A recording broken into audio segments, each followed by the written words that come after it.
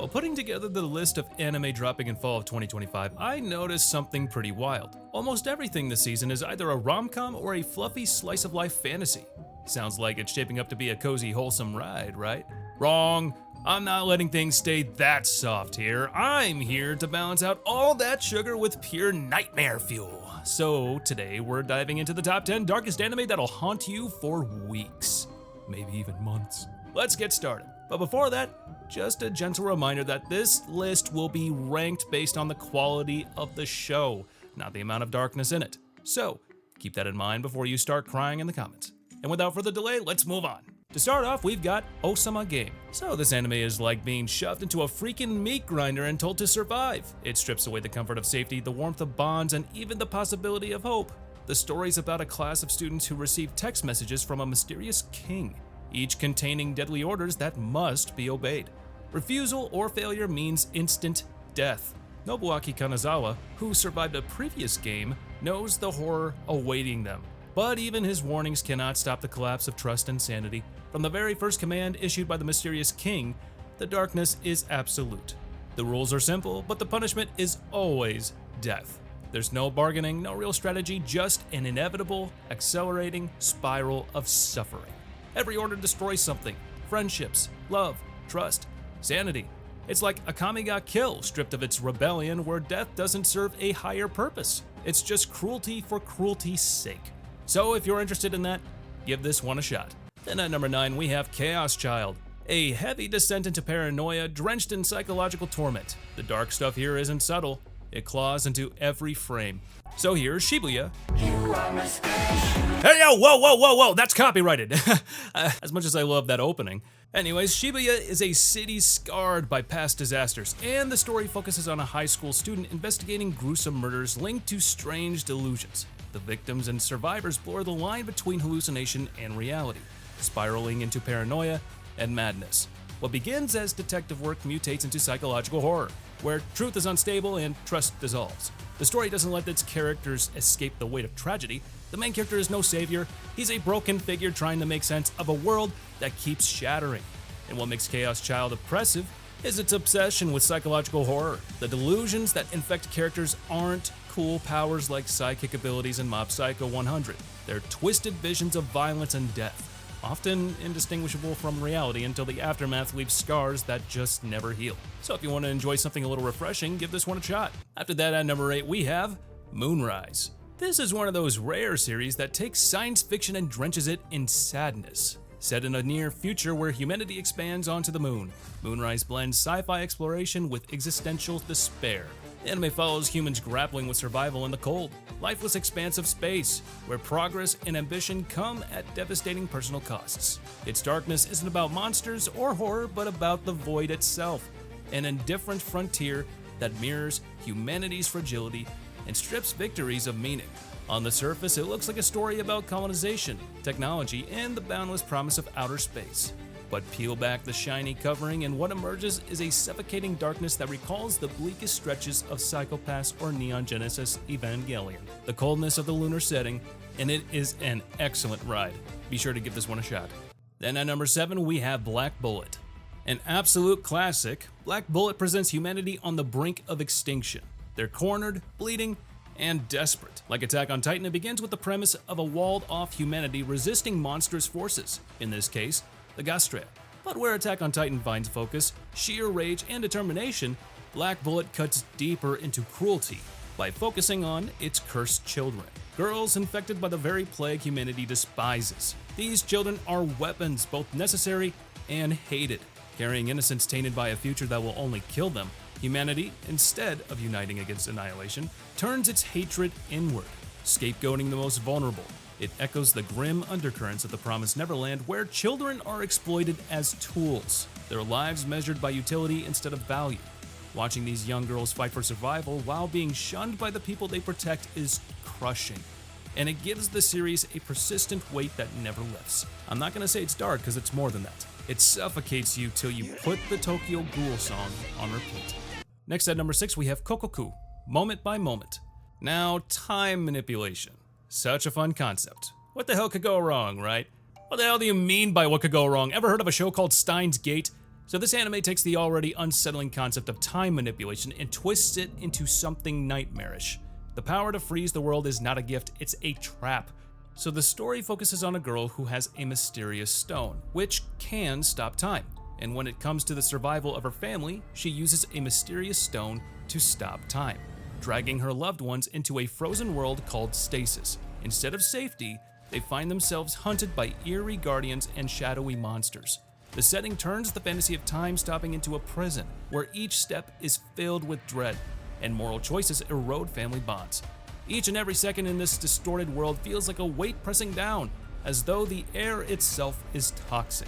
What elevates its darkness is the emotional decay. As time remains frozen, relationships rot. Every step forward is laced with paranoia. Every decision threatens to spiral into ruin.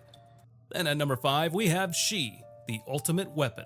Few anime embody pure, unrelenting tragedy like this one. It's a love story on the surface, but at its core, it's closer to Neon Genesis Evangelion in its suffocating examination of love, war, and the end of humanity.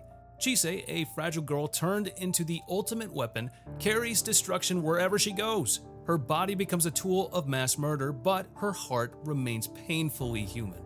This duality is what makes the show so devastating. She destroys cities with the same hands she uses to hold her lover with. It's kinda similar to Elfenlied's plots, but the execution is really different. While other tragic series sometimes allow characters to find meaning in their suffering, here, the suffering swallows everything. The series insists that even love, the strongest force in so many anime, can be broken, corrupted, and weaponized. There's no comfort, no redemption, only the slow, devastating realization that sometimes even the most beautiful connections cannot survive the darkness of the world. So if you want to enjoy a whole week of depression, give this show a shot. Next at number 4, we have The Perfect Insider. This is a series where the darkness doesn't arrive with monsters, massacres, or blood-drenched hallways. It's something colder. This anime thrives on intellectual distance, the way human emotions are stripped from the story until what's left is just a chilling void. This slow-burning mystery follows a professor and his curious student as they investigate a locked room murder involving a reclusive genius scientist. It seems to blend crime-solving with heavy philosophical discussions, stripping away warmth until the atmosphere feels sterile and suffocating. And in a way, it carries the same suffocating tone that made Monster so haunting, but without the serial killer theatrics. Every conversation feels drained of warmth. Every relationship is reduced to logic, puzzles, and calculations. This creates a darkness that doesn't scream but suffocates you. There's no humor or stretched out wholesomeness. This isn't Demon Slayer. Only depression exists here. So if you want some of that, give this show a shot. After that, at the 3rd spot, we have Alderman on the Sky. Now this show kind of clickbaits you. Its character designs and fantasy settings suggest something closer to a more vibrant or wholesome story, but the illusion shatters quickly. Beneath the shiny exterior lies one of the grimmiest portrayals of war in modern fantasy anime. This is no heroic march like in Naruto, or even the morally complex rebellion of Code Geass. Alderman digs into the rot of conflict, showing how war devours youth, dreams, and even identity itself. The protagonist is not a traditional hero. He's sharp, cynical, and burdened with a kind of weary brilliance. His strategies win battles, but they also expose the cost of victory. Every triumph feels heavy, drenched in blood he cannot wash off. And the worst part of the show is its rejection of honor. Glory doesn't exist here. Soldiers are pawns, sacrifices are inevitable, and war is nothing more than a meat grinder. Loyalty feels more like a curse than a virtue, a chain that binds people to choices that destroy them. The show exposes the cruelty of duty, the crushing inevitability of violence, and the tragic loss of innocence. It's not flashy darkness. No one keeps screaming at the top of their lungs. The story just wears you down quietly. Then the runners-up of today's list is Dark Gathering. Now this one literally has the word dark in it, and it lives up to its name. It's a haunting spectral horror series that fuses the supernatural chills of Another with the terror of Hellgirl. From the start, it immerses you in an atmosphere where every corner feels stalked by something unseen, something malevolent. So here, the main character, who's a college student cursed with the ability to attract spirits, becomes a tutor for a young girl who seeks to collect malevolent ghosts. Together, they confront horrifying supernatural entities that corrupt and consume everything they touch. Unlike typical Exorcist tales, Dark Gathering leans on atmosphere and trauma, and the darkness here is twofold, external and internal. Externally, the designs of the ghosts are gruesome as hell, and internally, the characters themselves are scarred by trauma.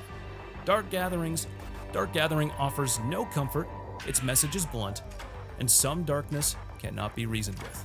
It devours, it corrupts, and it lingers long after the episode ends. This show just amplifies the cruelty, no warmth, no salvation, just endless silence where hope goes to die. So if you want to be a part of this trauma, give this one a shot. But at the top spot of today's list, we have Summertime Rendering. Now, this is basically a grounded version of Ray Zero. If Ray Zero taught audiences how time loops could be weaponized into despair, Summertime Rendering perfected it by drowning the concept in paranoia and terror. This series looks almost innocent at first, set in a picturesque seaside town where the main character goes just to pay respect to his childhood friend, who's dead. So beneath the sunlight and gentle waves of this town lies a suffocating nightmare of shadows, murders, and impossible choices. Every time the protagonist resets, the darkness tightens its grip. The deaths grow more gruesome and the stakes more hopeless. And even if you leave out the dark and horror stuff, this anime is still really good. The animation is crisp, the pacing constantly keeps you on edge, the characters are genuinely awesome, and the waifus are hot as hell. Anyways, if you want to watch a really good show that's dark and terrifying, give this one a shot. Well, that's the list for today, guys. If you made it this far, please be sure to comment on which anime you think should have been on this list. And also, if you liked the video, don't forget to hit that like button. And also, if you've been here a while but haven't subscribed yet, go ahead and subscribe to the channel and press that bell icon. It set us all to be notified about all our latest new videos. And as for now, I'll catch you later. See you in the next one.